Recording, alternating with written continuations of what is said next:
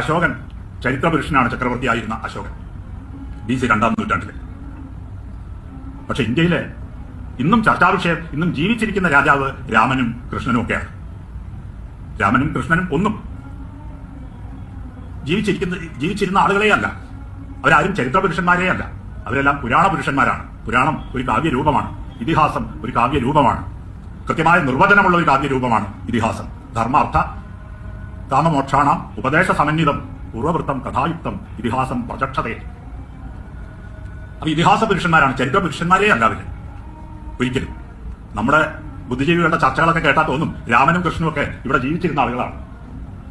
രാമൻ എന്ന് ജനിച്ചു, എങ്ങനെ ജനിച്ചു, അല്ലെങ്കിൽ രാമൻ ചെയ്തത് ശരിയായില്ല, രാവണൻ ചെയ്തത് ശരിയായില്ല, സീത ചെയ്തത് ശരിയായില്ല, ഇങ്ങനെ പലതരത്തിലുള്ള ചർച്ചകളാണ്. ഇവരൊക്കെ ജീവിച്ചിരുന്ന ആളുകളാണ് എന്ന മട്ടിൽ ജനതയുടെയും കവികളുടെയും ഭാവനയിൽ രൂപം കൊണ്ട കഥാപാത്രങ്ങളാണ് ഇവരെന്നുള്ളത് മറന്നുപോയി യഥാർത്ഥ ചരിത്ര പുരുഷന്മാരെക്കാൾ ജനങ്ങളുടെ ഹൃദയത്തിൽ ഇവരാണ് ജീവിക്കുന്നത്. ഈ കഥാപാത്രങ്ങൾ